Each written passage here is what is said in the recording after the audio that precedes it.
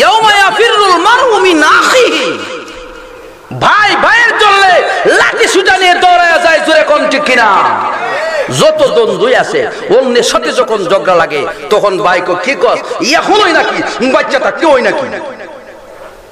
আল্লাহ বলে এই ভাই সর্বপ্রথম পৃথিবীতে তোমার সহযোগী সহকারী এই ভাই পর্যন্ত হাসরের ময়দানে তোমার কাজে লাগবে না। ও দুনিয়ার মানুষ, এই পৃথিবীর সবচাইতে বেশি মায়া কে করেন? এই পৃথিবীতে সবচাইতে বেশি মায়া করেন মা। কে বেশি মায়া করেন? মা। এই মা সন্তানকে দেখে স্বীকার করবে না। সন্তান মায়ের কাছে গিয়া বলবে, ইয়া উম্মি, ও আমার মা, আমি তো হাসরের ময়দানে অনেক বড় বিপদে পড়ে গেছি। মা ছেলের দিকে তাকায় বলবে, ছেলে তুমি কাকে মা ডাকো? বলবে, আপনাকে মা ডাকি। আপনি আমাকে স্তনের দুধ পান করাইলেন, আমাকে পেটে আপনি ধারণ করেছিলেন, আপনি আমার মা। মা বলবে, আমার কোনো সন্তান জন্ম হয় নাই, আমার কোনো সন্তান আমি জন্ম দেই নাই, দুনিয়ার জমিনে আমার কোনো সন্তান ছিল না। ইয়াউমা ইয়াফিরুল মারউ মিন আখিহি ওয়া উম্মিহি ওয়া আবিহি। আল্লাহ রাব্বুল আলামিন বলে, মা ঘরের ভিতরে থেকে সন্তানকে অনেক ভালোবাসে, এই মা পর্যন্ত সন্তানকে অস্বীকার করবে। আর সন্তান যদি সুবিধায় থাকে, মা যদি হাসরের ময়দানে অসুবিধায় পড়ে যায়, সন্তানের কাছে মা গিয়া বলবে, ছেলেরে দুধ পান করাইলাম, তোকে লালন পালন করলাম, তোকে আমি আল্লাহর পক্ষ থেকে জন্ম দেওয়ার পরে কত মায়া করে কত মমতা করে লালন পালন করলাম, তোর জন্য নিজের জীবনের আরামকেও আমি হারাম করেছিলাম। আরামের ঘুম ছেড়ে তোর পায়খানা প্রস্রাব আমি পরিষ্কার করতাম। ছেলেরে আজকে মা হইয়া হাসরের ময়দানে অসুবিধায় পড়ে গেলাম। ছেলে ডাক দিয়া বলবে, তুমি আমার মা না, তা হতে পারে না, আমার কোনো মা ছিল না, আমি কোনো মায়ের ঘরে জন্ম লাভ করি নাই। জোরে কোন সুবহানাল্লাহ। দুনিয়ার মানুষ রে, একটু তাকায়া দেখো, কার জন্য হারাম টাকা কামাই করবা, কার জন্য চুরি করবা, কার জন্য ডাকাতি করবা, কার কারণে এত টাকা ঘুষ নিবা, কার জন্য তুমি সুদের ব্যবসা করবা। তোমার মা, তোমার ছেলে মেয়ে, ভাই বেরাদর কেউ তোমার কাজে লাগবে না, সবাই তোমার থেকে আলাদা হয়ে যাবে। যাদের আরামের জন্য এত হারাম কাজে লিপ্ত রয়েছো, তারাই তো তোমাকে ছেড়ে চলে যাবে। এই কারণে আল্লাহ রাব্বুল আলামিন বলতেছেন, মা তার সন্তান থেকে পলায়ন করবে। ইয়াউমা ইয়াফিরুল মারউ মিন আখিহি ওয়া উম্মিহি ওয়া আবিহি। মা ঘরের ভিতরে লালন পালন করে, কষ্ট করে, বাবা সারা দেশ কাজ কাম করে, গাড়ি চালায়, ফ্যাক্টরিতে চাকরি করে, কোম্পানিতে চাকরি করে, রাত্রে বেলা নাইট ডিউটি করে, করে কি করে না? সারা দিন দোকানদারি করে, সারা দিন খেতে খামারে কাজ করে, বাবা আরো বেশি কষ্ট করে, সেই বাবাও তোমার থেকে পলায়ন করবে। জোরে জোরে কোন সুবহানাল্লাহ। এই কারণে আল্লাহ বলেন, ওয়া আবিহি, সন্তান বাবা থেকে পলায়ন করবে, বাবা সন্তান থেকে পলায়ন করবে, কেউ কারো জন্য সহযোগী হবে না। দেখেন আল্লাহ বলতেছেন যে তোমার বিবি তোমার থেকে পলায়ন করবে, তুমিও বিবির থেকে পলায়ন করবা, কেউ কারো দিকে ভ্রুক্ষেপ করবা না হাসরের ময়দানের। এমন কঠিন বিভীষিকা, জোরে কোন সুবহানাল্লাহ। আল্লাহ রাব্বুল আলামিন বলে, দুনিয়ার মানুষ একটু তাকায় দেখো, হাসরের ময়দানে বিবি পর্যন্ত তোমার থেকে চলে যাবে, যে বিবির জন্য তুমি দুনিয়াতে সবাইকে হারাইলা, এই বিবিও তোমার কাজে লাগবে না। ওয়া সাহিবাতিহি ওয়া বানি, সন্তানের জন্য কত কষ্ট করলা, খাবার ঠিক মতো খাইলা না, নিজের সুন্দর দেহ, সুন্দর চেহারা, টাকা পয়সা সব সন্তানের করতে ব্যয় করলা, সন্তানের পিছনে তুমি শেষ করে দিলা, সেই সন্তানও তোমাকে বাবা বলে স্বীকার করবে না। এই ময়দানের নাম হলো হাসরের ময়দান। এই মানুষ আর সমস্ত মখলুক জমা হবে, মানুষের বিচারের কাজ শুরু হবে, পরে সমস্ত মখলুকের বিচার হবে আগে। জোরে কোন সুবহানাল্লাহ। গরু বাছুর কীট পতঙ্গ বাঘ বল্লভ থেকে নিয়ে বেড়া মহিষ থেকে নিয়ে যত মখলুক আছে সবগুলিকে আল্লাহ জমা করবে, শুধু জিন আর ইনসান দুইটাকে আলাদা রেখে দিবেন, সমস্ত মখলুককে আল্লাহ জমা করে প্রত্যেকের বিচার আল্লাহ করাবেন। জোরে কোন সুবহানাল্লাহ। এই বিচারটাও আল্লাহর হাতে করবেন না। যে দুর্বল কুকুরটা একটা আরেকটারে কামড় দিছিল, দুর্বল কুকুরটাকে আল্লাহ শক্তিশালী করে বলবেন যে তুই যেভাবে কামড় ধরে দিছিস দুনিয়াতে এইভাবে একটা দে, এ কামড় দিয়ে একটা জাহি দিব, দিয়ে ছেড়ে দিব। কইবে আল্লাহ বলবে যা, ঠিক আছে। একটা ষাঁড় আরেকটা ষাঁড়কে যখন আঘাত করেছিল মাথার শিং দিয়ে, আল্লাহ দুর্বলটাকে সবল করে বলবে ওই যে দুনিয়াতে ধরে দিছিল চারণ ভূমিতে যখন ঘাস খাইতেছিলে, এখন তুই একটা দে, ইয়ে একটা দিব, দেওয়ার পরে আল্লাহ বলবে যা, তোর বিচার শেষ। সুবহানাল্লাহ। ওই সময় সমস্ত মখলুককে, জিন আর ইনসান ছাড়া সমস্ত মখলুককে ডাক দিয়া বলবে কোন তোরা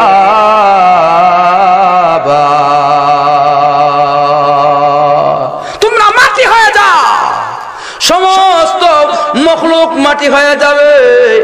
হওয়ার পরে কাফেররা বলবে ইয়া লাইতানি আফসোস কুনতু তুরাবা, আমরা যদি এই কীটপতঙ্গের মতো মাটি হয়ে যাইতাম তাহলে তো জান্নাতের ফয়সালা আর জাহান্নামের ফয়সালা হইতো না। এই কারণে আমরা যে মখলুকের মাঝে মানুষ হয়ে জন্ম নিয়েছিলাম, জিন এবং ইনসান থেকে বলবে যে আমরা যদি মাটি হয়ে যাইতাম। এই কথা কারা বলবে? কাফেররা বলবে, কারণ তাদের আমলনামায় কোনো সওয়াব নাই। সমস্ত মানুষ হাসরের ময়দানে কিং কর্তব্য বিমূঢ় হয়ে দিশেহারা হয়ে যাবে, কে কি করবে কোনো দিক খুঁজে পাবে না। জাহান্নামটাকে হাসরের ময়দানের কাছে আনা হবে। হাসরের ময়দানের কাছে জাহান্নামটা আইসা এমনি বসে থাকবে না, জাহান্নাম জোরে জোরে গর্জন দিবে।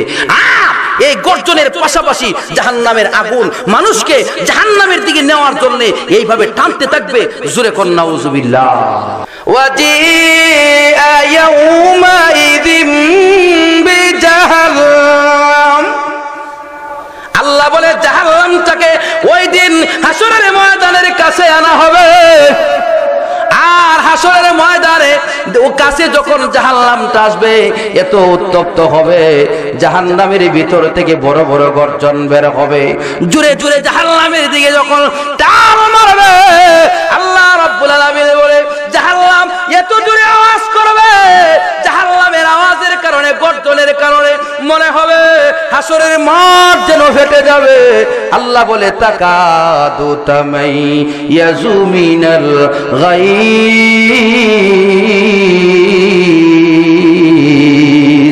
জাহান্নামের আওয়াজ এত বিকট হবে মনে হবে যেন হাসরের ময়দানকে ফাটায়া দিবি। পৃথিবীর সমস্ত মানুষ দিশেহারা হইয়া হযরত আদম আলাইহিস সালামের কাছে যাবে। মাত্র আমাদের পয়গম্বর উম্মতি উম্মতি বলবে, আর সবাই নাফসি নাফসি বলতে থাকবে। তখন সবাই মিলে আদম আলাইহিস সালামের কাছে যাইবে। আদম আলাইহিস সালাম বলবে যে আমি তো সুপারিশ করতে, সবাই বলবে আদম আলাইহিস সালাম আপনি তো আদি পিতা, আপনাকে আমার আল্লাহ নিজের হাতে তৈরি করেছেন, বেহেশতের ভিতরে আপনাকে আল্লাহ জায়গা দিয়েছিলেন, আপনি আল্লাহর মাহবুব বান্দা, দয়া করে আপনি বাবা হইয়া সন্তানদের পক্ষ থেকে আল্লাহর দরবারে দরখাস্ত করেন না। জাহান্নামের আগুন যেইভাবে আমাদেরকে গর্জন দিতেছে, জাহান্নামের আগুনকে যেন থামায়া দেওয়া হয়, আর হাসরের ময়দানের হিসাবের কাজ যেন শুরু করে দেওয়া হয়। আর সহ্য হচ্ছে না। আদম আলাইহিস সালামের স্মরণ হয়ে যাবে গন্ধম খাওয়ার কথা। আদম আলাইহিস সালাম বলবে আমি পারবো না। তাহলে আপনি পরামর্শ দেন। কিতাবে লেখে আদম আলাইহিস সালাম বলবে যাও হযরতে নূহ আলাইহিস সালামের কাছে যাও। নূহ আলাইহিস সালামের দরবারে সবাই এসে বলবে ও নূহ আলাইহিস সালাম, আপনাকে আমার আল্লাহ নবিউল্লাহ উপাধি প্রদান করেছেন, আপনার দোয়া আল্লাহর দরবারে কবুল হয়। আপনার দোয়ার খাতিরে আমার আল্লাহ দুনিয়াকে একবার ধ্বংস করে দিয়েছেন, আপনি দয়া করে দরখাস্ত করেন না।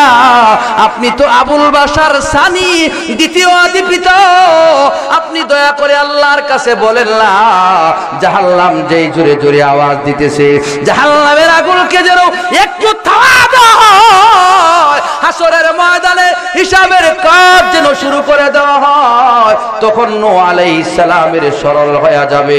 নিজের ছেলেকে উনি যখন ডাকতেছিলেন কিস্তিতে উঠে, ইয়া বুনাইয়ার কাম মা'না ওয়ালা তাকুম মা'আল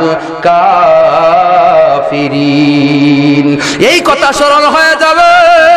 তখন হযরতে নূহ আলাইহিস সালাম বলবে না আমার লজ্জা লাগে, আমি আল্লাহর দরবারে তোমাদের জন্য সুপারিশ করার সাহস করতে পারি না। তাইলে আপনিও যদি না করেন, পরামর্শ দেন কার কাছে যাব? এমন করে করে করে করে সবাই ঈসা পয়গম্বরের কাছে আসবে। ঈসা আলাইহিস সালামের কাছে যখন আসবে, ঈসা পয়গম্বর বলবে আমি সুপারিশ করতে পারবো না, কারণ সরল হয়ে যাবে ঈসা আলাইহিস সালামের ওই কথা যে ঈসা আলাইহিস সালাম আর ওনার আম্মা মারিয়মের পূজা করে মানুষ জাহান্নামের দিকে যাইতেছে, চলে যাবে। এই কারণে ঈসা আলাইহিস সালামের শরম হবে, লজ্জা হবে। ঈসা আমিও তোমাদের জন্য সুপারিশ করতে পারবো। গোটা পৃথিবীর সমস্ত মানুষ এক হয়ে বলবে তাহলে আপনি পরামর্শ দেন কার কাছে গেলে আমরা আজকে আল্লাহর দরবারে দরখাস্ত পেশ করাইতে পারব? ঈসা আলাইহিস সালাম পরামর্শ দিবেন, ওহো দুনিয়ার মানুষ তোমরা যা, একজন ব্যক্তি আখিরি জামানার পয়গম্বর রাহমাতুল লিল আলামিন বিশ্বনবী মুহাম্মদুর রাসূলুল্লাহর কাছে যাও। এই কথা যখন বলে দিবে আল্লাহর পয়গম্বরের খুঁজে সবাই বের হবে। সবাই আল্লাহর পয়গম্বরকে আইসা দেখবে বিশ্বনবী আল্লাহর আরশের ছায়ার নিচে সেজদা। আল্লাহ রাসূলকে লক্ষ্য করে বলবে ও নবীজি, এই পর্যন্ত পয়গম্বরদের কাছে সুপারিশের জন্য গেলাম, কেউ আমাদের সুপারিশ করতে রাজি না, আমাদের জন্য দরখাস্ত আল্লাহর কাছে পেশ করতে রাজি না। আল্লাহর রাসূল গো, আপনি দয়া করে আমাদের জন্য আল্লাহর দরবারে দরখাস্তটা পেশ করেন না। জাহান্নামের আগুন যেই জোরে জোরে গর্জন দিতেছে, জাহান্নামের আগুনকে যেন থামা দেওয়া হয়, হাসরের ময়দানের হিসাবের কাজ যেন শুরু করে দেওয়া হয়। জান্নাতে যায় আর জাহান্নামে যায় এটা তো পরের কথা, কিন্তু হাসরের ময়দানের কষ্ট আর সহ্য হয় না। এখন আল্লাহর রাসূল আদম আলাইহিস সালামকে ডাকবেন, জোরে কন্না সুবহানাল্লাহ। আদম আলাইহিস সালামকে ডেকে বললেন, গো আদম আলাইহিস সালাম, আপনি তো হইলেন আদি পিতা, আর আমি হইলাম আপনার সন্তান, আমি হইলাম আল্লাহর আখিরি পয়গম্বর। আপনি বাবা হিসাবে সন্তানের জল্লে দরখাস্ত করেন না জাহান্নামের আগুনটাকে যেন থামায়া দেওয়া হয়, হিসাবের কাজ যেন শুরু করে দেওয়া হয়। আপনার দরখাস্ত যদি আমার আল্লাহ বাবা হিসাবে কবুল করে নেন, আপনার ছেলে মেয়েরাই নিষ্কৃতি পাবে, রেহাই পাবে। আর না হয় আপনার দরখাস্ত যদি কবুল না হয়, আমি মুহাম্মদ দরখাস্ত করব পয়গম্বর হিসাবে, হাবিবুল্লাহ হিসাবে। আমার দরখাস্ত যদি কবুল হয়, আপনার ছেলে মেয়ে নাজাত পাওয়া যাইবে।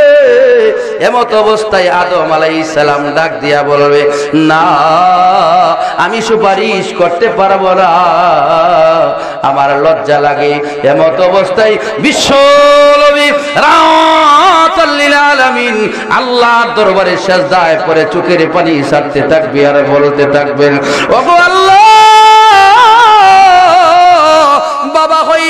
সন্তানগুলোকে বলে গেছে, আমি পয়গম্বর হয়ে উম্মতকে বলতে পারি না, আল্লাহ তুমি জাহান্নামের আগুনটাকে থামায়া দাও না, হিসাবের কাজ তুমি শুরু করে দাও না। আল্লাহ রাব্বুল আলামিন রাহমাতাল লিল আলামিনকে লক্ষ্য করে বলবেজি ইরফা রাসাকা, আপনি আপনার মাথা উঠান, আর কাঁদতে হবে না, আর পেরেশানি করতে হবে না। হাসরের ময়দানে আর কত কাঁদবেন? আপনি উহুদে কান্না করেছেন, বদরে কান্না করেছেন, তায়েফে কান্না করেছেন, হুনাইনে কান্না করেছেন, খন্দকে কান্না করেছেন, আপনি বিভিন্ন ময়দানে কান্না করেছেন, এমনকি উম্মতের জন্য মৃত্যুর সময়ও কান্না করেছিলেন। আর কাঁদতে হবে না, আপনার মাথা উঠান, দরখাস্ত করেন, আমি আল্লাহ আপনার দরখাস্ত কবুল করে নিব। আল্লাহর রাসূল মাথা উঠাবেন আর বলবেন, আল্লাহ জাহান্নামের আগুনটাকে থামায়া দেল্লা, হাসরের ময়দানের হিসাবের কাজ শুরু করে দেন। এই কথা বলার সাথে সাথে রব্বুল আলামিন কুদরতি হাতে কিছু পানি জাহান্নামের আগুনের দিকে ফেলে দিবেন। জাহান্নামের দিকে যখন কুদরতি হাতে কিছু পানি ছেড়ে দিবেন, জাহান্নামের আগুন ধাপ করে থেমে যাবে। আল্লাহর পয়গম্বর জিজ্ঞাসা করবে, আল্লাহ এটা কিসের পানি, যেই পানি দ্বারা জাহান্নামের আগুনকে নিভায়া দিলে? সুবহানাল্লাহ বলবেন না? এটা কিসের পানি? এটা কি জমজমের পানি নাকি হাউজে কাউসারের পানি গো?